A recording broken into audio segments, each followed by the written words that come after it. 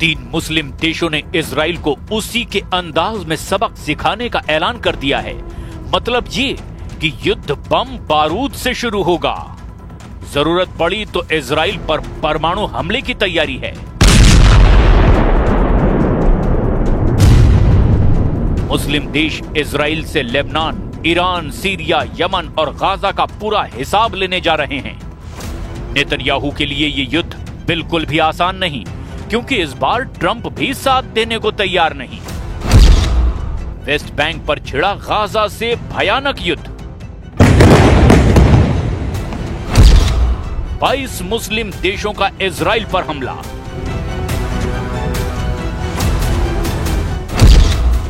Trump के बीबी को कुचल डालेगा तुर्की। इजराइल बोला सीज फायर नहीं, बंकर फायर।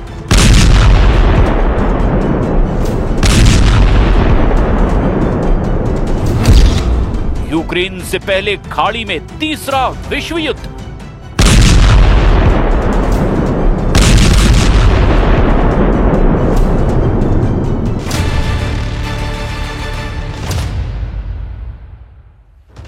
वेस्ट बैंक पर नेतन्याहू की टेढ़ी नजर ने महायुद्ध भड़का दिया है।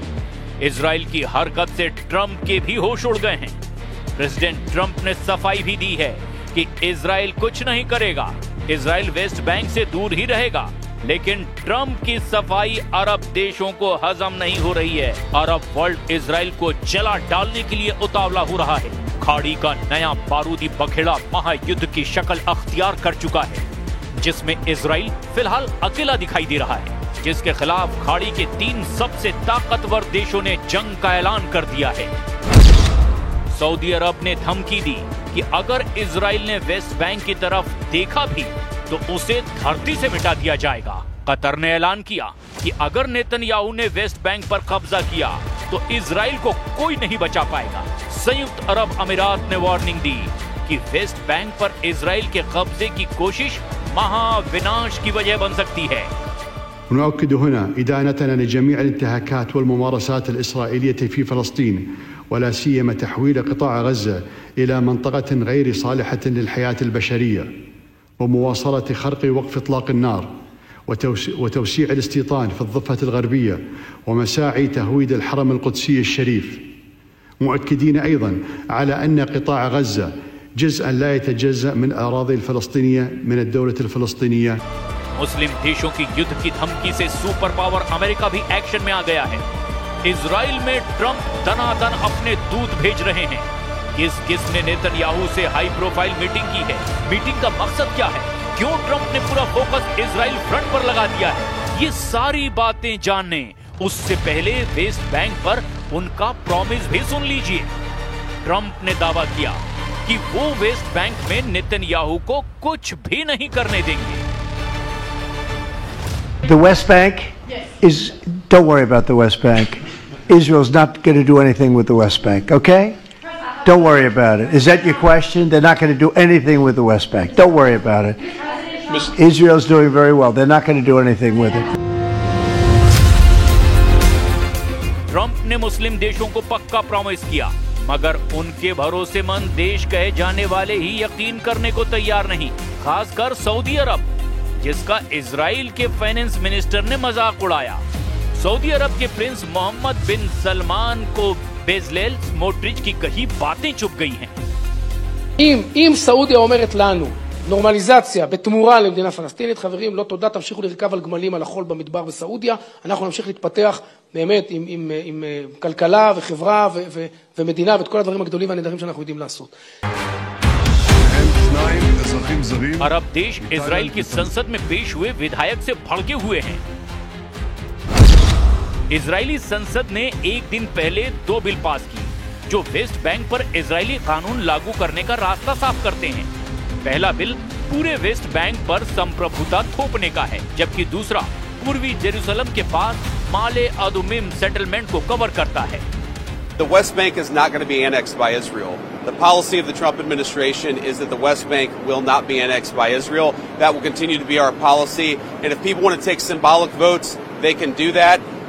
But we certainly weren't happy about it. जैसे ही नेसेट में बिल पास हुए, मुस्लिम वर्ल्ड भड़क गया। अरब लीग और OIC ने भी साझा बयान जारी करते हुए इजराइल पर हमला बोल दिया। उधर इजराइल दौरे पर पहुंचे अमेरिकी विदेश मंत्री मार्क रूबियो के सामने पीएम नेतन्याहू ने सुरक्षा चुनौतियों पर फिर से चिंता जाहिर कर दी। Today, this is a circle of trust and partnership.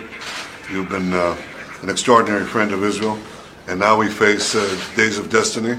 We want to advance peace. We still have security challenges, but I think that we can work together, and by working together, both address the challenges and seize the opportunities. And there are plenty of both. PM Netanyahu के साथ meeting के बाद mark Rubio ने Hamas को हथियार छोड़ने की चेतावनी एक बार फिर दोहरा दी है। इजराइल के प्रधानमंत्री हमास के बंधकों के शवों को सौंपने की मांग भी कई बार कर चुके हैं। इसमें हमास की तरफ से हो रही देरी को वजह बता करके इजराइल वेस्ट बैंक मिशन में जुट गया है। वेस्ट बैंक की अहमियत क्या है, जरा इसे भी जान लीजिए। वेस्ट बैंक में करीब 30 लाख लोग रहते हैं, जिनमें 86% फलस्तीनी और 14% इजराइल बस्तियों के लोग हैं। वे अपने अपने समुदाय में रहते हैं और उन्हें एक दूसरे से कोई मतलब नहीं रहता। इनमें ज्यादातर इजरायली बस्तियां 70, 80 और 90 के दशक में बसाई गई, लेकिन पिछले कुछ सालों में वेस्ट बैंक में इजराइल के लोगों की आबादी बढ़ी है। इजराइल वेस्ट बैंक में बनी बस्तियों में बिजली पानी जैसी सुविधाएं देता है। इजराइल की सेना इन बस्तियों की सुरक्षा करती है। वेस्ट बैंक में मोडीन एलिट सबसे बड़ी इजरायली बस्ती है, जिसमें 73,080 लोग रहते हैं।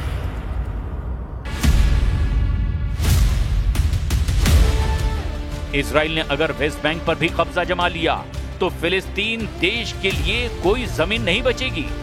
इजराइल ऐसा करने के लिए सभी कोशिशें करेगा, क्योंकि नेतन्याहू पहले ही कह चुके हैं कि इस धरती पर फिलिस्तीन नाम का कोई देश वो बनने ही नहीं देंगे। पीएम नेतन्याहू ने गाजा युद्ध को मुक्ति युद्ध का नाम देकर के खतरनाक संदेश दिया है। ימי מבצע עם כלבי נגד איראן הדגשתי את הייעוד הנשגב שנטוע במורשתנו עם כלבי יקום. כך באשר למערכה כולה, זוהי מלחמת התקומה של עמנו כהמשך ישיר למלחמת העצמאות. אנו גם עומדים לפני חלוקת עיטורי גבורה וצל"שים לחיילינו ומפקדינו הגיבורים. כפי שהיה במערכות צבאיות קודמות, עיטורי המערכה הנוכחית יישאו את השם הרשמי.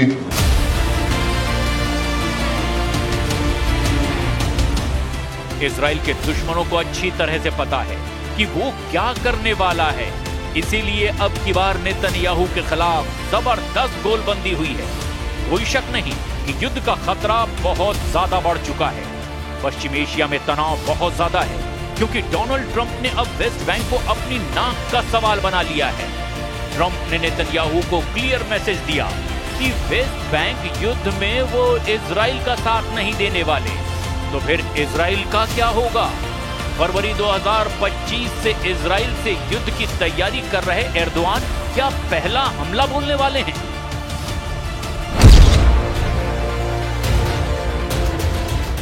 नेतन्याहू के लिए युद्ध का सबसे बड़ा फ्रंट अब खुल गया है, जिसमें इजराइल को 22 देशों की सेनाओं से भिड़ना पड़ सकता है।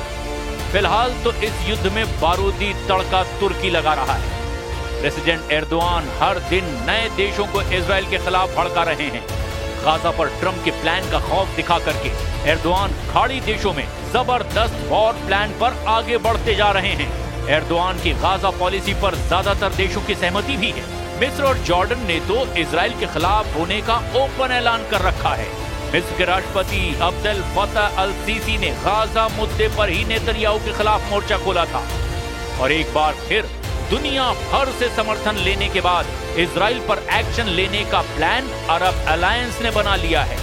एर्दोआन के वॉर ट्रायंगल ने नेतन्याहू को फंसाकर युद्ध में हराने का रोड मैप तैयार किया। एर्दोआन इजराइल को 1967 के दौर में ले जाने की धमकी कई बार दोहरा चुके हैं। Bu itibarla 1967 sınırları esas alınarak başkenti Doğu Kudüs olan bağımsız, egemen ve coğrafi bütünlüğü haiz bir Filistin devletinin vücut bulması şarttır.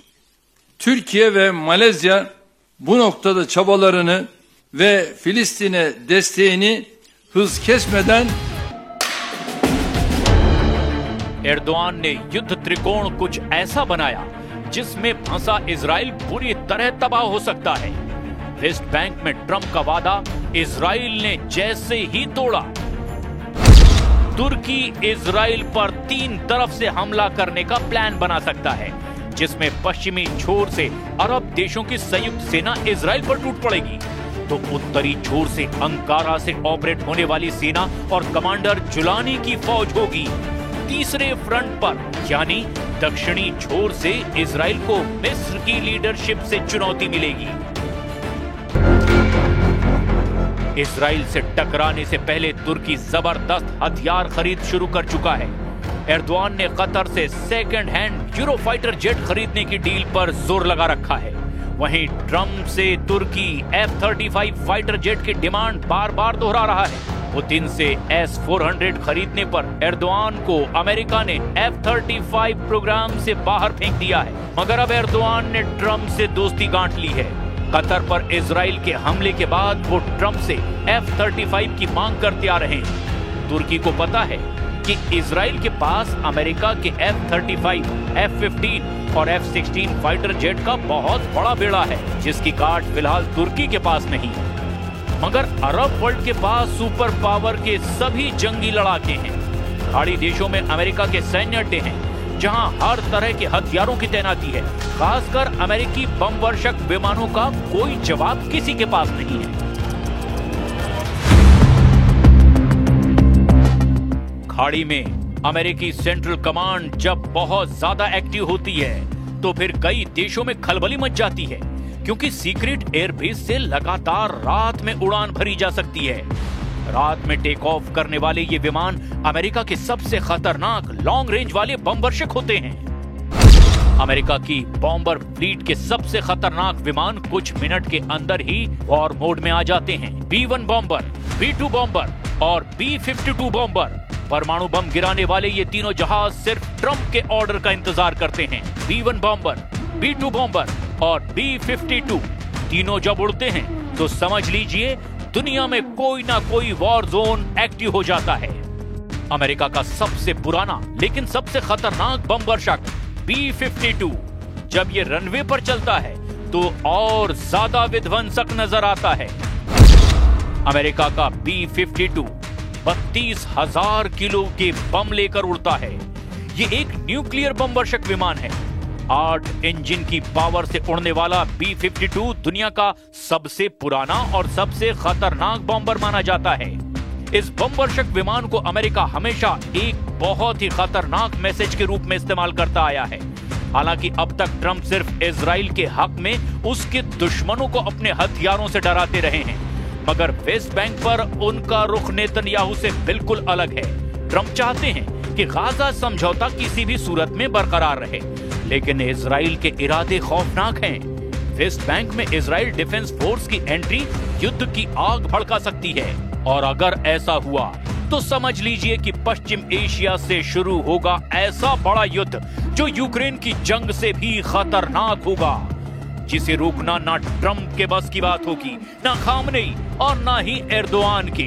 एक नया वॉर जोन वेस्ट बैंक से निकलकर इजराइल में बन जाएगा, और फिर वर्ल्ड वॉर का खतरा भी मंडराने लगेगा, जिसमें एटम बमों का धमाका भी हो सकता है।